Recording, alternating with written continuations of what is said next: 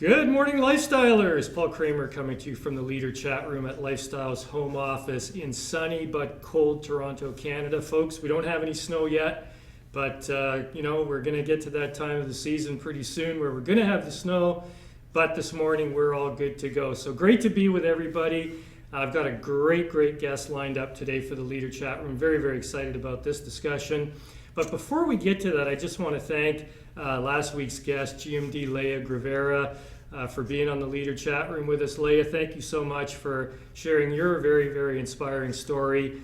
Imagine a professional person with a tremendous job up and just decides to quit her job and join Lifestyles, and then sure enough, with a lot of hard work and a lot of dedication, she becomes a Lifestyles millionaire. So thank you, Leah, for sharing that story with us. Now, today, folks, we've got a really inspiring guest.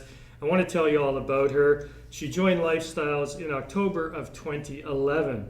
She's the 2014 nominee for Top Sponsor Award. She's the 2016 nominee for Group Growth Award, and she won the Rising Star Award in 2017. She was promoted to GMD September 2020 during the pandemic, folks. So we've got a pandemic GMD with us today. So without further ado, let's welcome from Tangay City, GMD, Jocelyn Quipot. Jocelyn, good morning. Yes, hello. Good morning, Sir Paul. Good morning, world. Hi, hello, everyone. Good morning. Welcome to the Leader Chat Room. Great to be with you this morning. How are you feeling? Yes, Sir Paul, I am happy and excited to share my lifestyle story to the world, but a little bit nervous because I'm only a high school graduate and nahirapan talaga akong mag-English. But I will do my very best para ma-inspire ko yung lahat ng distributors, lalo na yung mga guests natin. Yes. Well, I'm sure you're going to do just great. And I know you've got an amazing life story, and I want to kind of start at the beginning. So we're going to take folks back to when you were just, a little kid. You were about 5 years old. I think your parents had separated, and you were living with your grandmother, right? So you were raised by your grandmother, and you apparently, from a very young age, were helping the family to earn income by selling things and helping support the family from a very young age. So what do you remember about that time? Yes, Sir Paul, I remembered when my mother and father got separated. I am 6 years old and nahiya ako sa grandparents ko kasi tatlo po kami. So at the age of 6, I have to sell banana Q, kamuti Q, to name a few, para ano lang talaga ako sa mga kapatid ko until I graduated, and then when I enter first year high school until fourth year, ganun pa din talaga. So at an early age, nagbi-business na po talaga ako. Yes, Sir Paul. So it sort of came natural to you selling these things, and I know you were, a very hardworking student, along with your earning money for the family from a young age. But my understanding is you did very well in school. You were a valedictorian. You had honorable mention, top honors in grade school, but you couldn't go to university because you couldn't afford to go to university, right? And what did you think about that at the time? When I graduated elementary, I was the valedictorian. And when I graduated high school, first honorable mention, I tried to, sana scholar, but my parents, ayaw nila kasi, they can afford, but ayaw nila talaga. And me, wala naman din talaga akong dreams na profession like teacher. I don't want to be a teacher. I don't want to talk in front, and doctor, nurse, wala talaga akong dreams. Gusto ko lang talaga, all I want to do is to sell. Because at a very young age, I know talaga na walang yayaman sa pag-aaral.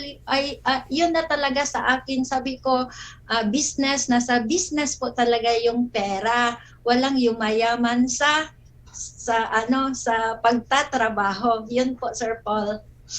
So now I understand that you went to Japan, right?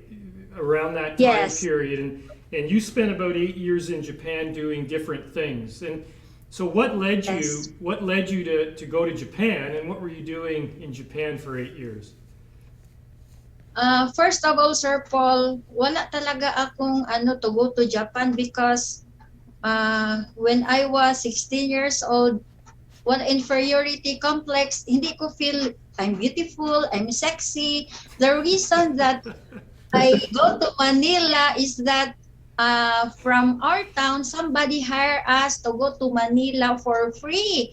And for how many years, from 6 years old until high school, I've never seen my mother. So the very reason na I grabbed the opportunity is free na kasi yung fare or yung barko going from Negros to Manila. So that's the very reason talaga.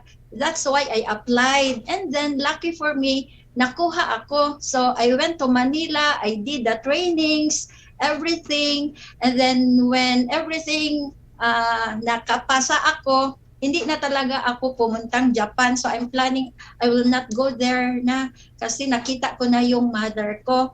And then my younger sister, she is pretty, she is tall, she's sexy. Nag-apply siya for Japan, and then after 2 months, nakapunta siya kaagad sa Japan. And then she called me and told me, sis, it's okay here in Japan. So everything is okay naman. So only the booking from Japan employee. So I said, okay, I will try. So that's the reason na nagpunta na talaga ako ng Japan, and my mindset is in Japan, I can do business more. I will sell whatever I want to sell, not to work as an OFW there, but business pa rin talaga yung Yeah. ko ay, yes. Yeah. Now, when you came back from Japan in 2011, somebody had introduced you to Intra, right?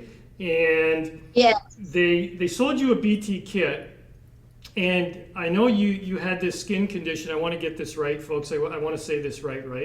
And so so Jocelyn had something called curry kong, right? Yes. So I got that. Did I say that right? Did I say that right? Yes, Sir Paul. Okay. Kurikong in Bisaya, but Okay. in English, eczema. Eczema. Yeah. So tell the curry kong story about your experience with Intra. So that's my love story of lifestyles product started talaga with my Korikong story, because my Korikong is 11 years na siya talaga na hindi siya talaga gumagaling. So the person, Ate Joy and Maricel, that did the STP with me, nagalit talaga ako kasi I don't want to take the products, but for them to go home, kumuha ako ng Intra and Nutria. So I don't like to take Intra talaga at first because Nutria, sabi ko, nagaling akong Japan, fruits, nakakaganda talaga ng skin.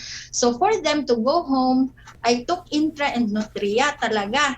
And then when I started taking the product, it happened 1 week taking the products, I noticed my Korikong is gumaling siya ba, nagtuyo talaga siya. So that's where my love story with lifestyles started. And 3 weeks taking the products, my myoma lumabas din siya. So what will I do? The products are really good. So I first attended Hope in Tanhay. I think 3 kaming guests. Ako lang talaga yung nag-sign up. Yes, Sir Paul, I took instant direct package kasi Good. yes. Yes, that's my story.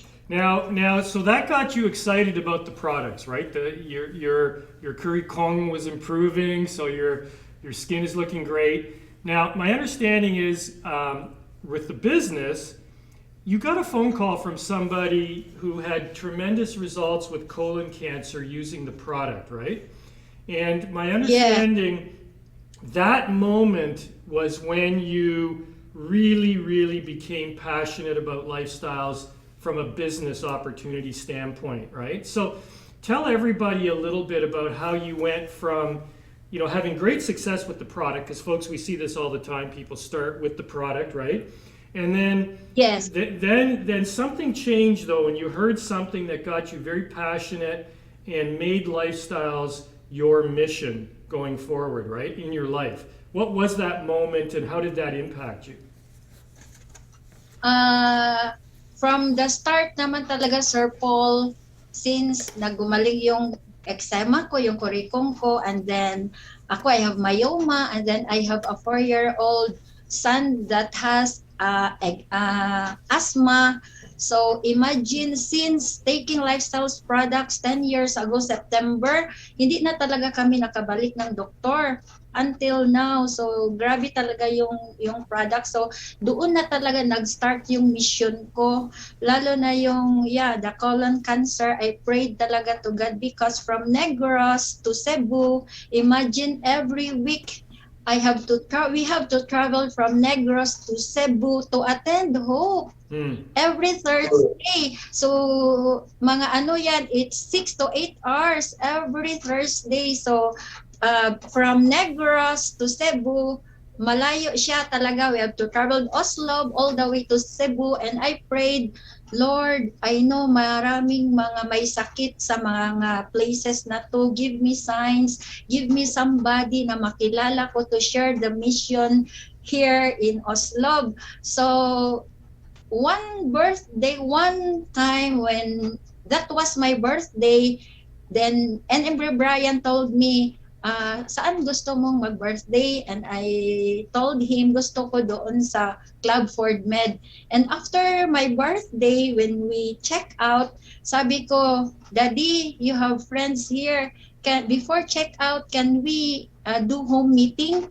And then that's where I met that person na first yung nephew niya, yung pamangkin niya na babae, she had breast cancer, and then yung best friend niya nasa Perpetual Soccer Hospital, who has colon cancer stage 3B. So pinuntahan ko, and miracle talaga, that was July.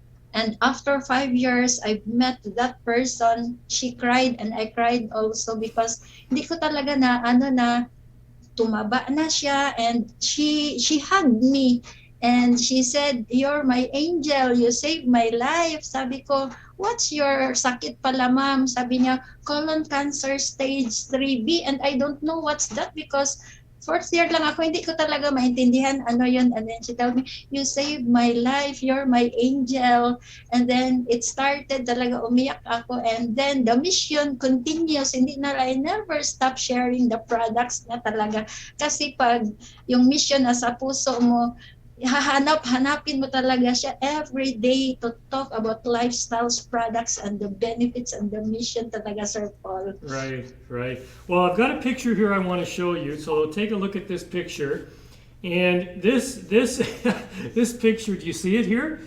This is your this is your first national gala, and apparently you rented this dress, right? And yes, and then something happened with this dress, folks. There's a story behind this dress. So why don't you tell everybody about your famous yellow dress story?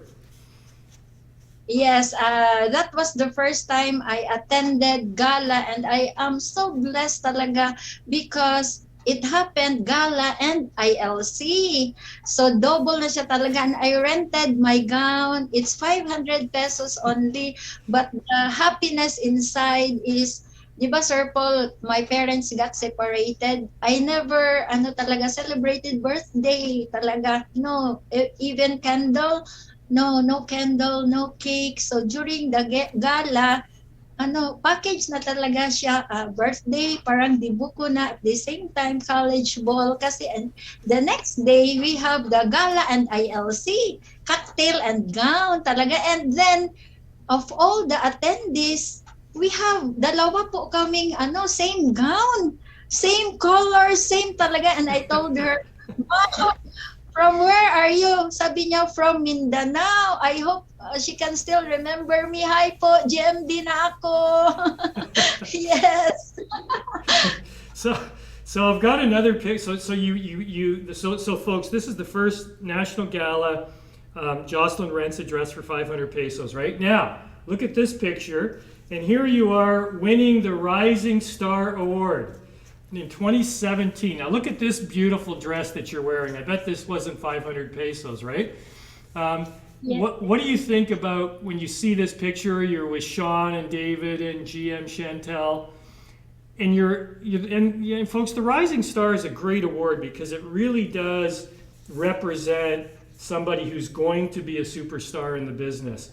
What was going through your mind when you won this award? I never expected that award talaga, Sir Paul. Until now, parang hindi pa talaga siya nag-sink in. And then, GMD Eva also na-awardan din siya. And she whispers to me, sabi niya, Jo, it's one of the prestigious award. Sabi ko, what does that mean? I don't know. So I told myself, sabi ko, maybe because GMD promotion, IMD every month, may mga promotions every month, IMD, GMD, but Rising Star awardee in a year, only one. I told myself, why I'm so lucky, and thank you talaga Lifestyles sa lahat.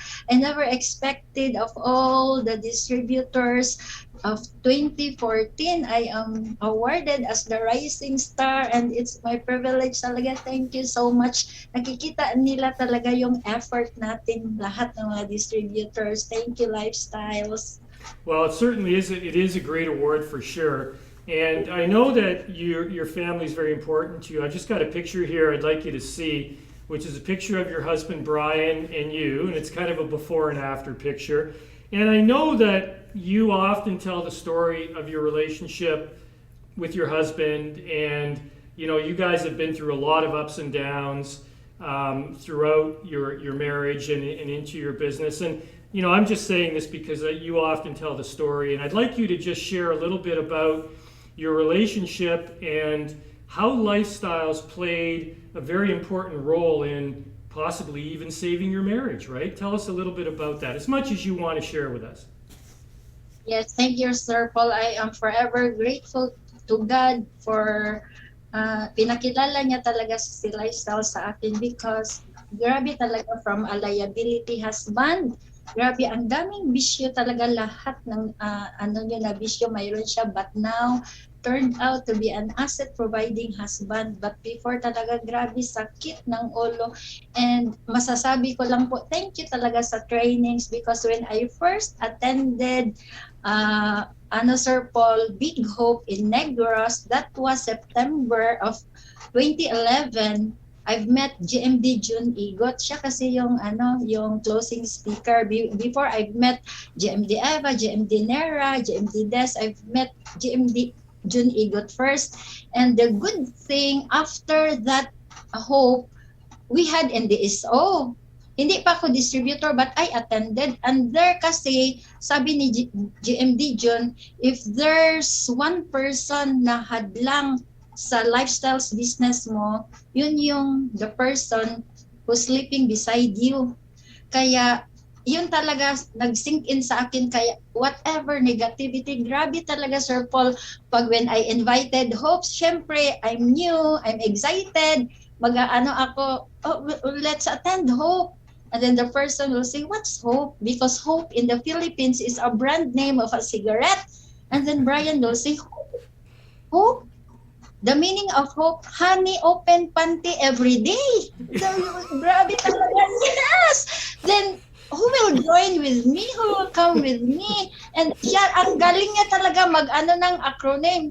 And then, siya yung ng NBI na buang sa intra. Grabe ka, negative talaga si Brian. That's why, sasabihin ko sa inyo, if there's one person na dapat nag-quit na talaga, months pa, sa Lifestyles, ako yun, kasi there was an incident when, kasi may bisyo siya, diba, drug dependent siya, so mainitin yung ulo niya. So everywhere, kahit nasa airport, kahit nasa hotel, kahit nasa mall, sinisigawan niya talaga. So he will shout, yell talaga. And then there was one time in Robinson's Dumaguete, bigla siyang sumigaw, and nakakahiya, diba, ang dami-daming tao. So I remember, hindi ko alam what will I do. I just go out of the mall, I ride, nag-road ako ng tricycle. I don't know where to go. So, pumunta ako sa friend ko and I told her, dito muna ako mag-overnight.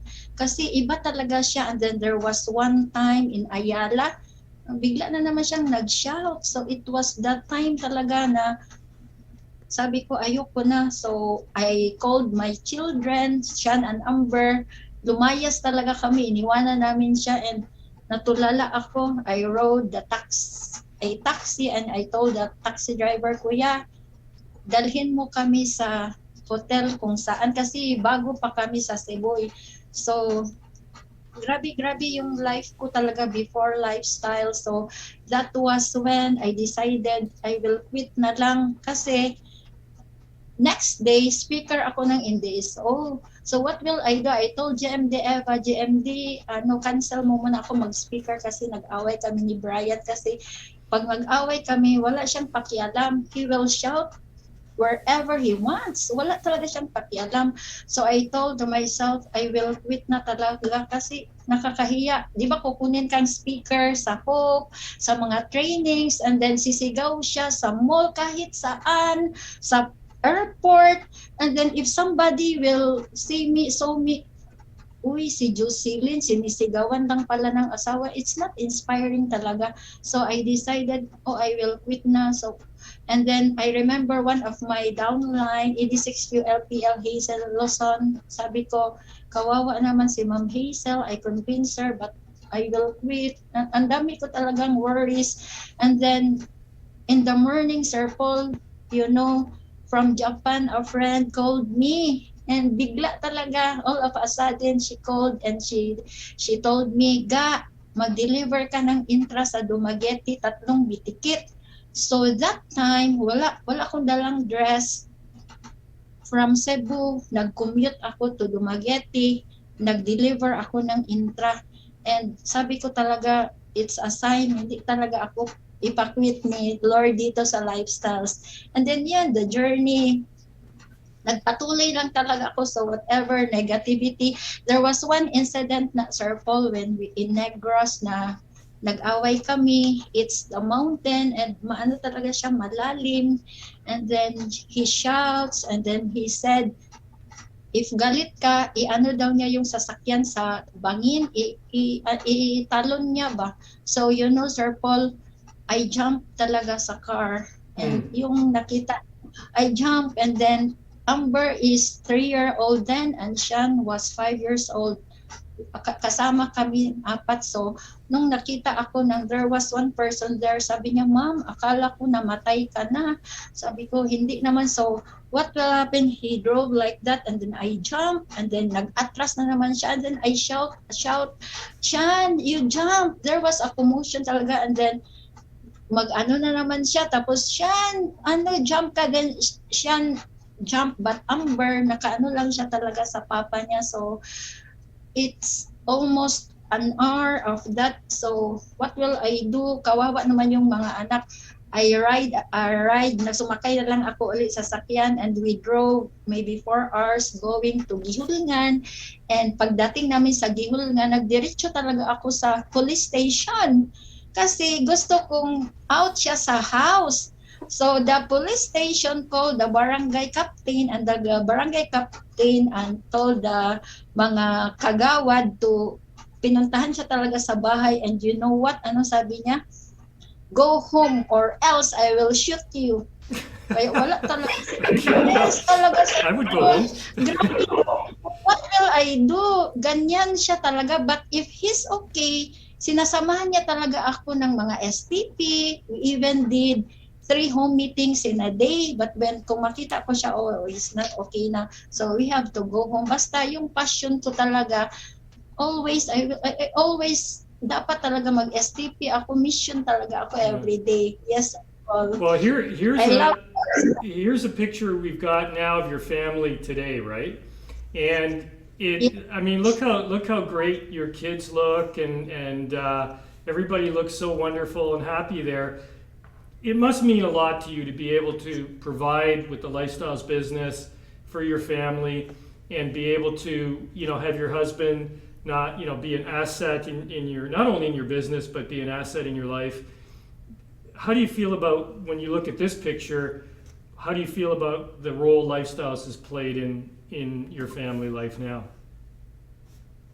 Happiness, grabe overload, Sir Paul. Kasi I remember that there was one incident talaga that time happened when I jumped I jumped sa car. So after my NMD promotion, Brian is umaano na siya talaga, nag-change na siya ng attitude. So after my NMD promotion, my downline from Manila, sumama siya sa akin sa Negros.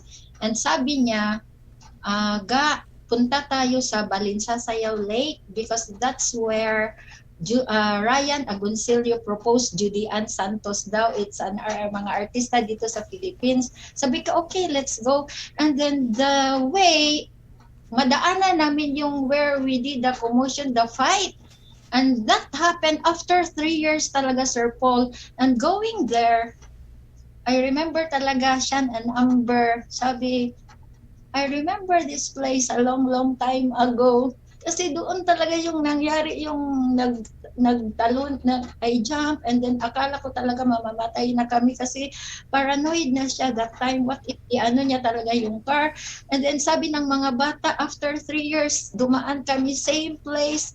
I remember this place a long time ago. And then I told them, you delete that memory kasi si Papa Good Boy na, di ba? So, very talaga, Sir Paul. And nung maliit pa talaga sila, before sleeping, of course, we pray, Lord, bigyan mo kami ng good health, more blessings. And last niyan, Amber will pray, sana good boy na si Papa.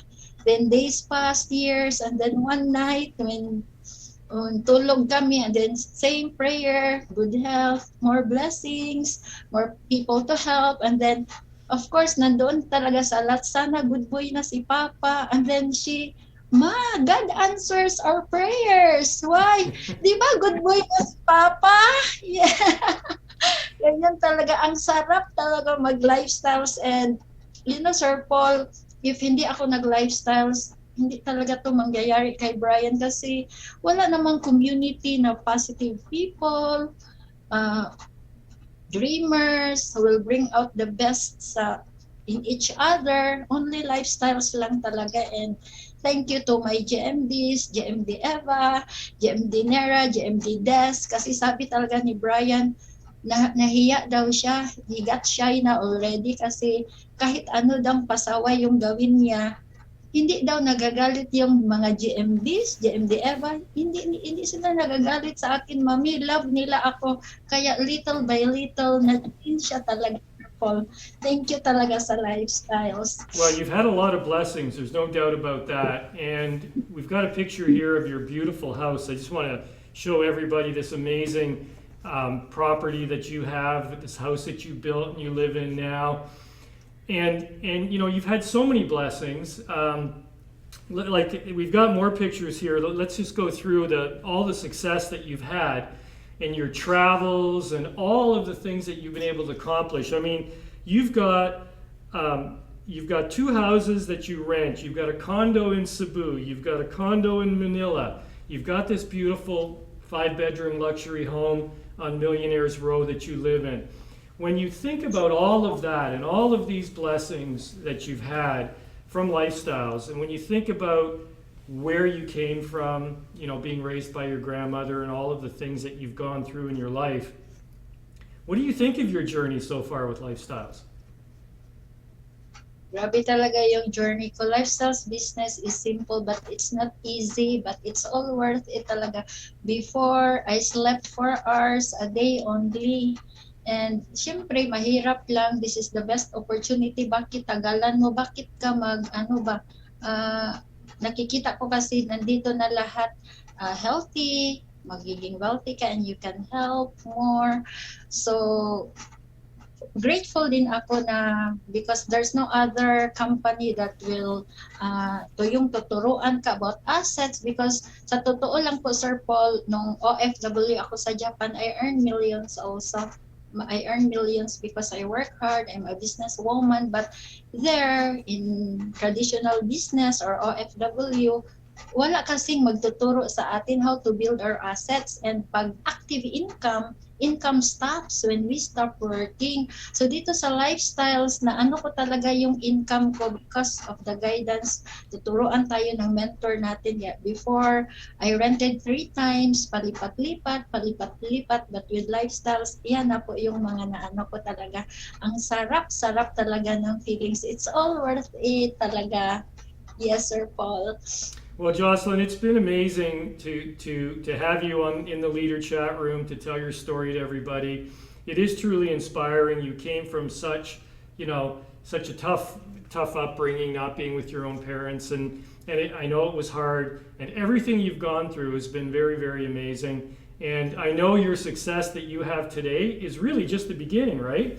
Because you've got a whole adventure ahead of you with more blessings and sharing the opportunity with more and more people. So I want to thank you for being so inspiring and for volunteering to come on the leader chat room. I know you were very nervous, but you did an amazing job. So thank you so much for being with us. Sir Paul, thank you so much, Sir Paul. Thank you for this opportunity. Thank you so much, and we'll see you pretty soon in Cebu City. Thank you.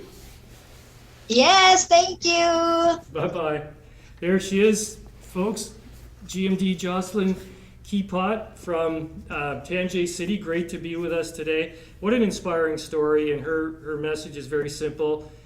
Never give up. Join the lifestyles business. Take a shot. Start the products. Get a great story. And share the business opportunity with everybody you can. So if you're just thinking about joining the business, today is the day to do it. Now is the time to get started with lifestyles. And who knows, if you keep working hard and don't give up, you could soon be on Millionaires Row right beside GMD Jocelyn. So folks, that's it from the Leader Chat Room for today. We're going to have one show in December, and we'll be promoting that shortly. Not sure the date yet, but we'll get back to you on that one soon enough. So for now, that's it from Toronto, Canada. Thank you, everybody, and good morning.